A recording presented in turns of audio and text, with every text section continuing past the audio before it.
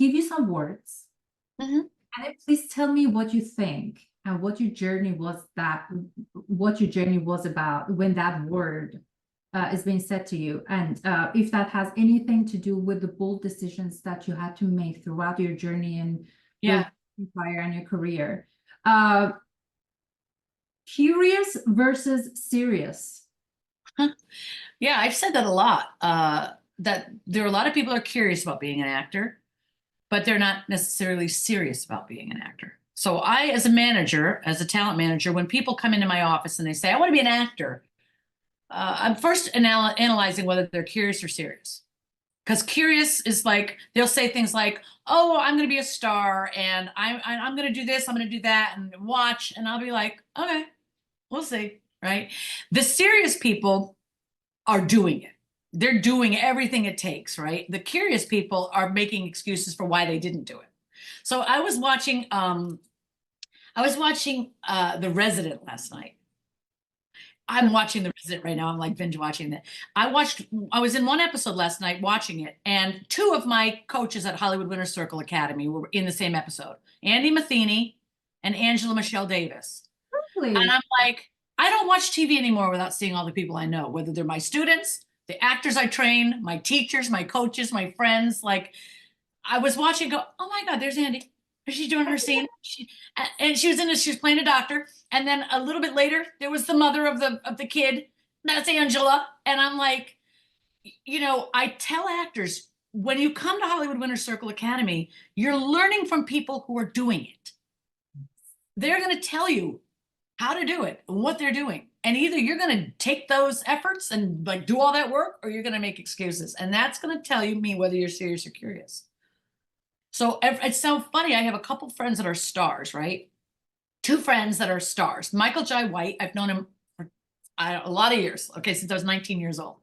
And he came into my school this week and he talked to the actors. This is not his first time. He's come before and he's talked to them. And what I've seen firsthand, watching him become an actor, because I was there with his first audition.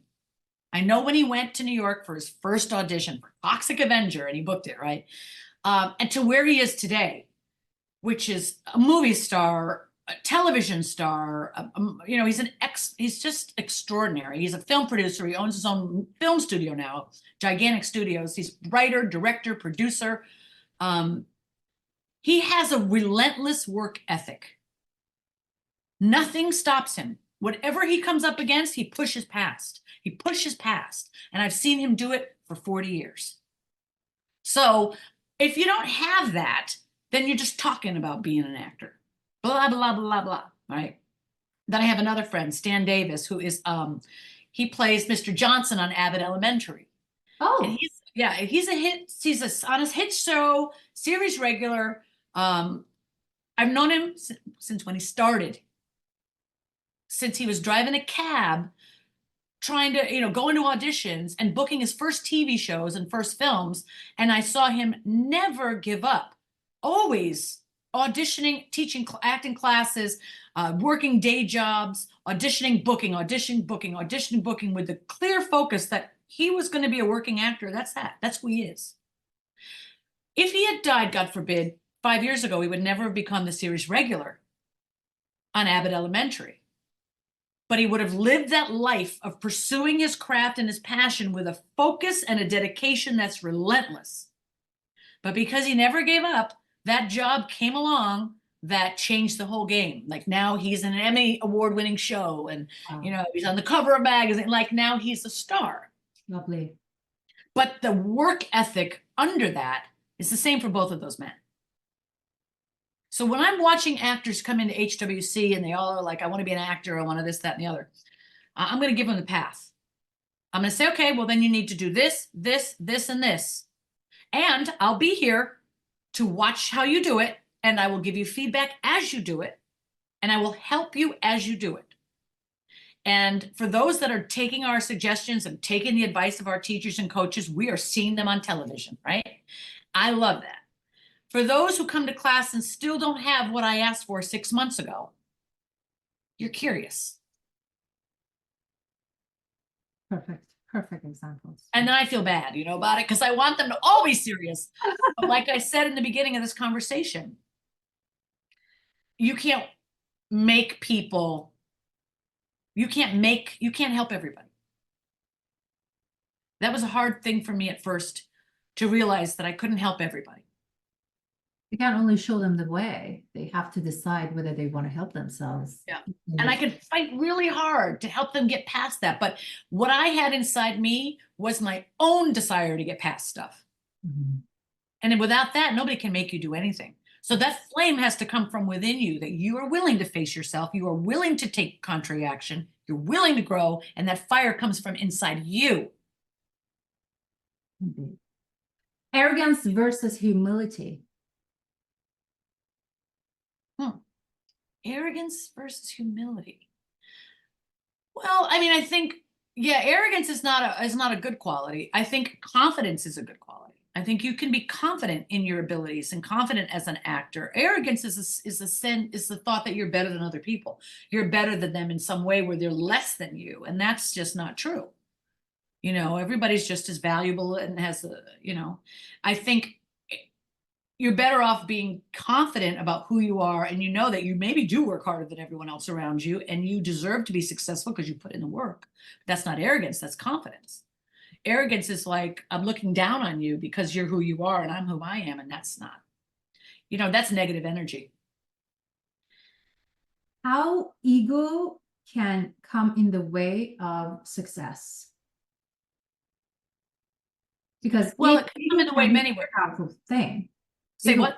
Ego can be very powerful. It can come in the way in Absolutely. wrong ways, and we can look at ego as power or as superpower, while it's not really a superpower. It's actually, you know.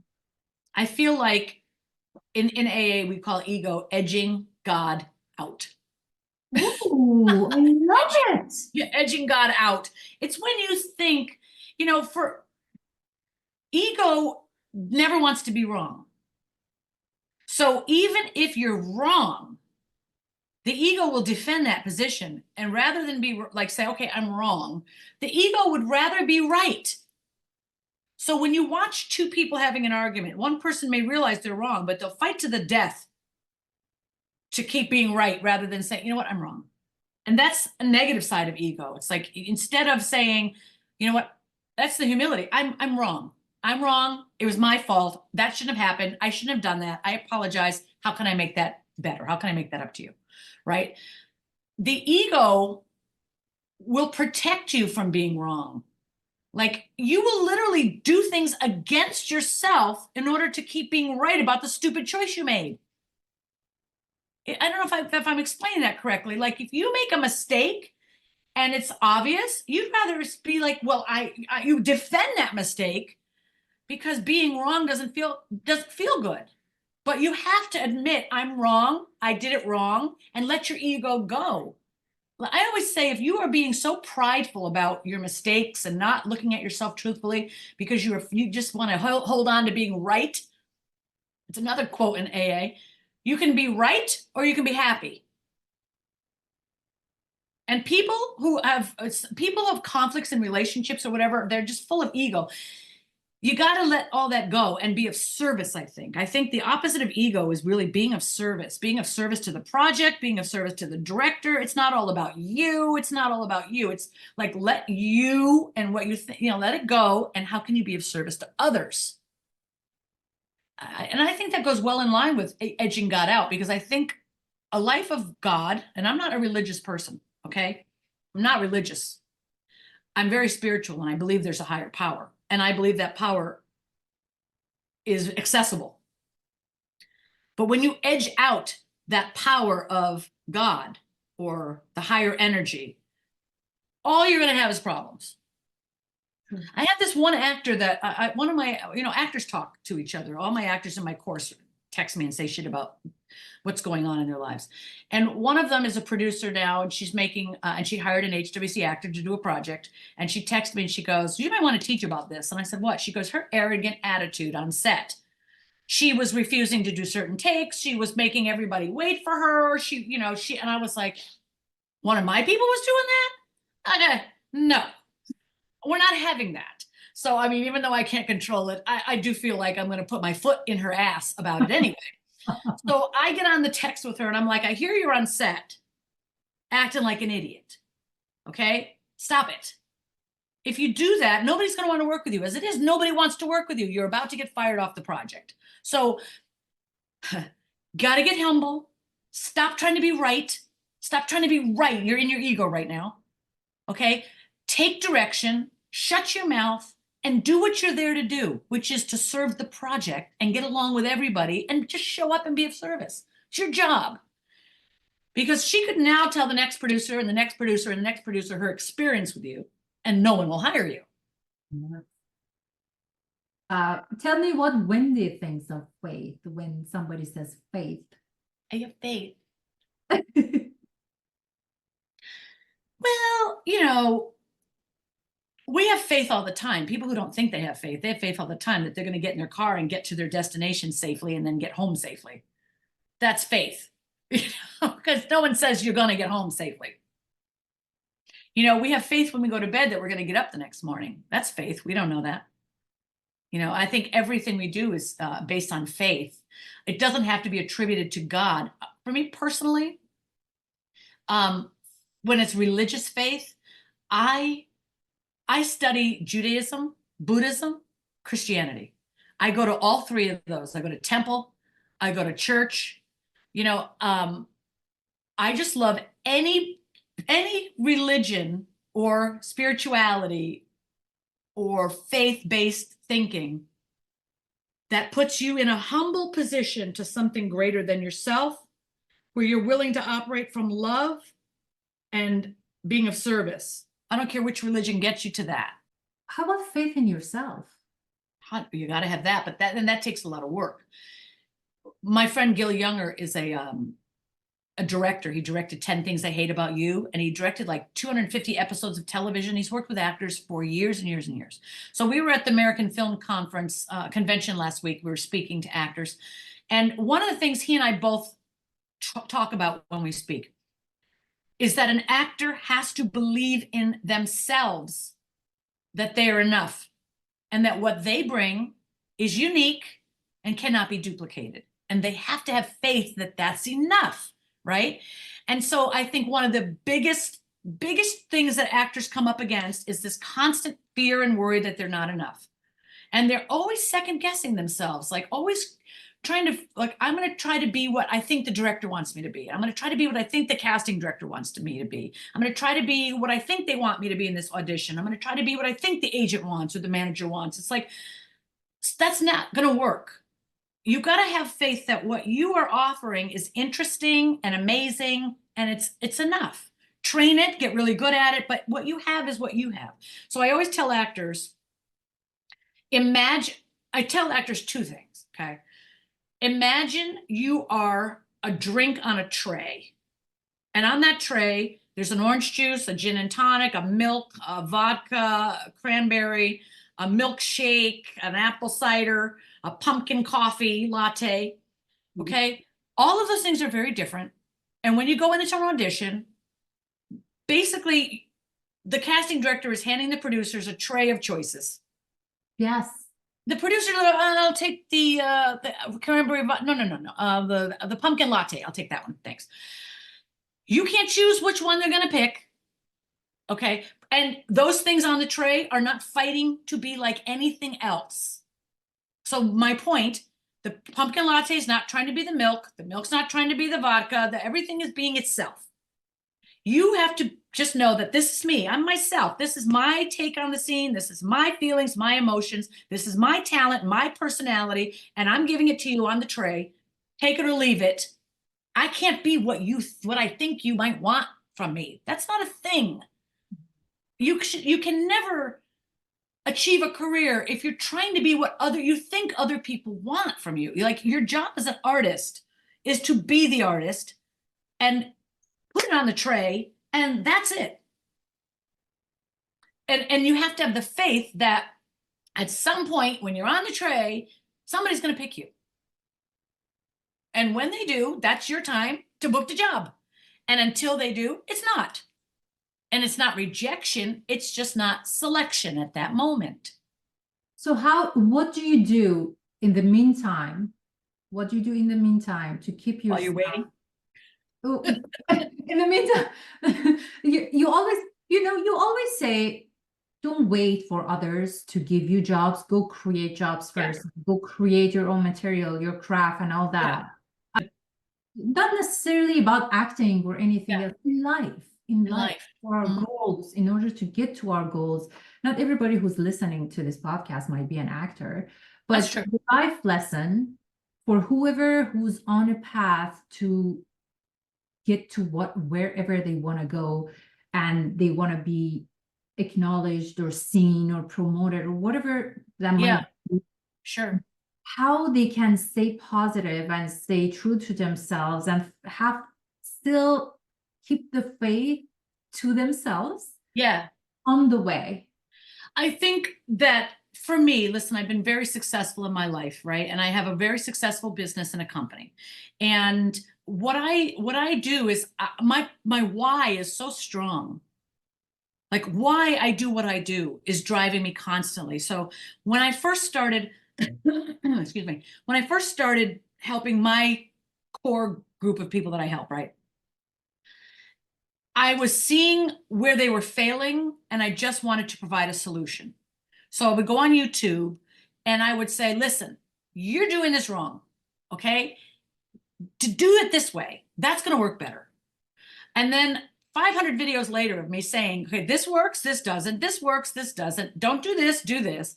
Then there's a YouTube channel. My intention was not to become a YouTuber with 120,000 subscribers or whatever it is, 7 million views. I know my analytics, right? But that wasn't like, I didn't sit down and go, okay, I'm going to become a YouTuber. Nothing wrong with that. Because I teach actors how to do that, people how to do that in general. But it came from the organic need to provide help. Okay. Then when I had the YouTube channel and I've had hundreds of videos, then you have hundreds and hundreds and hundreds of thousands and thousands of questions under your videos. Well, then how this and how do you do this and how that, how this and the other, and a lot about mindset and about life and about, their goals and this. I was like, oh my God, I can't answer all these questions by myself. Holy shit. Okay. Let me create a Facebook group. Talent managers for actors. I will contact every manager I know and I'll say, and every actor, like working actor and every agent I know and casting director, and say, look, can you join my Facebook group? And just stop in once a week and answer questions when you see them. Because then we can all tackle those questions, and they need to know from you what you want. Okay, you're an agent or manager, you're a casting director, you're a producer. They need to know from you what you want. Okay, so that group grew to 121,000 people. That was not like my intention. It was just my intention was to solve the problem. So to solve the problem of people not having truthful information, people not having access to a place to go to get truthful information, a place where there's accountability and accountable people that they can, they can trust to tell them the truth about how to become whatever it is they're doing. There was nothing like that in existence. So when you are a maverick in that way, or you're an innovator, you're creating something that is not done yet because it needs to be there. It needs to exist. So you have to make it exist, right? It's like that saying, if you want to read a book that you have never read that doesn't exist, you got to write it yourself. Yes. So after that, I'm like, wait a minute. These people, they're coming to get their questions answered, but there's no like program to sit down and like take them step by step through those things in order of how to do it. So now I got to create a course that walks them through it. And at first I thought, I'm making that course and I'm going to just put it online and I'm going to go back to managing. I got things to do. I don't have time to walk everyone through it. But here's the information. You got it. Now you can take the information yourself and do everything you want with it. But I noticed they don't get themselves there. Even if I give them the information, they still need support, guidance, help, instruction. So then I have to create a course that has me involved, where I'm now teaching and helping. That's out of necessity, right? At no time do I get to question my faith in myself or my ability. there's no time I sit and wonder if I'm valuable or worthy or what I have to say matter. I don't spend time I'm too busy trying to help people. Yes. So now in that course, there's 20 coaches, there's permanent coaches, there's everybody comes and teaches, stars, celebrities, working actors, ongoing coaches. It is now the #1 training program in the world. And I never sat and thought, can I deserve to have a #1? No, they need help. I need to provide solutions. I'm doing what it takes. And here I we don't are. have time for analyzing my own value and all that. I love it. I love it. You know, the intention was set right of helping. anything you want to achieve, you have to set the intention and know why you're doing that. And if you're fighting for the well-being of others, or you know that what you're going to do is make a difference in someone's life with what you do, whatever it is, you know, you have a reason for wanting to do it. Just stay focused on that, and you don't have time for self-doubt. You don't have time. Yes, you don't have time. Life is short. How much of it are you going to waste self-doubting? Thank you. Beautiful, beautiful. Wendy, if I had a magic wand and I could add 4 extra hours to your days, how would you spend that 4 extra hours? Would be a new skill you wanted to learn, or what? How would you spend those 4 I'd hours? be creating YouTube content. I'm kidding. A new You know, one. What would yeah, be the title? I teach this class right now, right?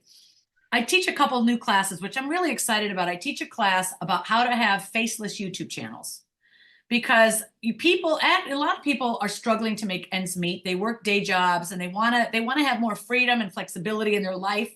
And if you watch YouTube, which I watch all the time because I'm always learning stuff, there's all kinds of channels there that are created. We have a voiceover. You never see the person talking, but there's all kinds of content. And you know, YouTube pays $3,000 for every million views you have. So if you have a channel that does 1 million views a month, that's $3,000 in your pocket. Mm-hmm. If you have a channel that does 2 million views a month, that's 6. 3 million views, that's 9. So I always tell everybody, get a YouTube channel. Get a YouTube channel and start making content, because that's passive income. Mm-hmm. And you got to like take the thing you're really passionate about, start teaching about it, how-to videos and all that stuff. Teach about it, create videos, teach about it, or do research. And a lot of these women in their 50s now are watching a lot of Pilates and videos and mobility and how to eat right and live longer and this, that, and the other. Those kind of topics are forever. Figure out what a great topic could be. So I teach a class on that, and I teach people how to create YouTube channels because it pays. It does. Oh, and I love it. Where can we learn from that class? Where do we find that class? You can, any of the trainings that I do, you can go to HollywoodWinnerCircle.com. It's a separate program? Yeah, it's a class. Like today I'm teaching, which one am I teaching? Oh, the Faceless YouTube channel class is every Wednesday. It's for 4 weeks. And the people that take it once can take it again and again and again. I've got 3 new channels. I make a new channel every time I teach it.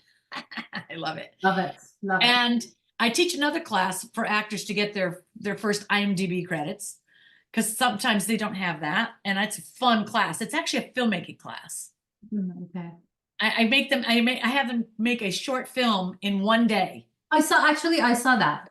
Oh, yes. I love it. Send the information to. Because one thing that happens when you start making a short film is you might realize, oh, I like this process. I like making films and creating my own content and writing scripts and directing and producing and putting together teams of people. And eventually, sometimes some of those people become feature filmmakers. But you don't know until you take the first step. That's true. I myself was in a sketch show, and I wrote a sketch that I chose, and I got laughs. So I decided I'm going to turn this into a movie. And I turned it into a movie, and I submitted it for festivals, and it got the semifinal for Berlin Festival. It didn't win, but it got a semifinal. So from a sketch into a short movie, it was such an amazing project. It's called My Dog Needs Come First. And it's about how I treat my dog. Basically, it's a comedy, but it's. I love it. My dogs need come first. It's gonna go on YouTube soon. And I love it. I will send you the link if you're Oh, I'd interested. love to see it. Yes, but anyways, what you say is absolutely true because I never thought that sketch would turn into a short film that would get into, you know, at semi-final in the. Hello, that's huge. That's So, huge. And you could have sat home like this. I wonder when I'll have an acting career. You know what I mean? Or you can say, let me produce something. You know, James Cameron, he says it like this. I don't care if you pick up your camera and shoot something. I don't care if you put your sister in it, your dog, your mother. Put your camera on something and start making a film. Maybe it's 10 seconds, maybe it's 1 minute. Now you're a director. Like start. So I have like different in my course. I always teach actors in the Hollywood Winter Circle Master Course. We have a film festival going on right now. oh, nice. I love watching the actors turn their films in. Some of them get real creative and are now on their like 8th, 10th film. They have production companies. They're shooting films. They're winning awards. They like become filmmakers. They didn't know they were filmmakers. Like a lot of times people say to me, I didn't know I could write. And then you gave us that challenge and I learned I can and I like it. Or I didn't know I liked producing. Or I didn't know I was a director. You don't know until you take action and step into possibility and see what you really are. You don't know what you are until you step out on faith and try new things. And then you'll be like, oh my God, I really love this. And now you find yourself 10 films later and it's a feature film and it's in an Oscar qualifying festival. And now you're, you know, up for an Oscar. How does that happen? It happens because you're just so passionate about what you want to do and you just keep taking steps on faith and you keep going for what you're dreaming of. I love it. And don't quit because like quitters are never winners. Yes. Yes. One last thing. Hmm. So we all know that success can be as daunting as failure. Hmm. Have you ever been afraid of or threatened by the idea of your own success and your own potential? But before you even get to this place that you are right now, when you were on the journey, or even at the beginning of your journey, have you ever felt afraid, oh my God, what if I hit like No, because I'm more afraid of dying with my potential not unfilled than I am of, like you are, than I am of what happens if it is fulfilled. I mean, I think there's always, what's that? I'm sorry. No, you go. Because what I wanted to say is that some people are afraid of success. That's Yeah, why of they course. don't take any bold actions or they don't make any bold decisions. 100%. Yeah, I know what you They mean. don't know how to handle success. So I wanted to talk about that. Yeah, Actually. I think I understand what you're saying, and I understand the plight of people that have that fear. Whenever you're changing your life into something, it's going to become something new. You don't know what, you know, you have success. Suddenly there's new, it's a new experience, right? It can feel overwhelming, but I believe once you get into that situation and you set up new routines and new patterns and new habits that create comfort zones around that new thing, then that becomes not so scary anymore. Everything is scary before you try it.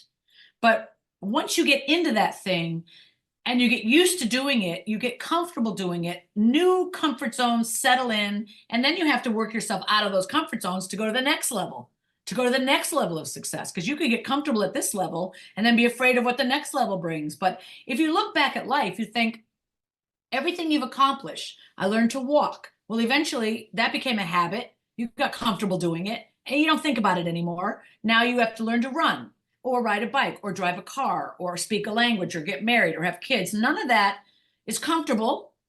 It all comes with changing your comfort zone, but eventually, if you're in it, you get used to it. So I have to assume that whatever the next level is, you'll find comfort in that at some point, and then you got to get out of the comfort zone in that thing so you can go to the next level. But the comfort zone will always come. Yes, that's how you If grow you up. look historically, it always came. So I'm Right. sure it's always going to come, right? When But you if you're afraid of failure or afraid of success, whichever one it is, you still have to push past your fear and take the action anyway. With success comes more responsibility. You are more accountable to people. If some people want to become a really famous actor, trust me, your schedule is regulated by everybody else. You have to do stuff you don't want to do when you don't want to do it. you know, and you just, but if you want the benefits of a successful life, then you're going to have to, like you said, love the things you hate about it too. Wendy, this was a gift. I'm truly grateful. Thank you so much for your time. welcome. Ocean of wisdom that I cannot get enough of. Thank you for your YouTube channel, so we can have access to all of those informations at any given time. I love the experience of having this conversation with you today. Thank you so much, Wendy. It was absolute pleasure for me. Me too. Thank you. See you soon. Talk to you soon. Bye. God bless you. Thank you.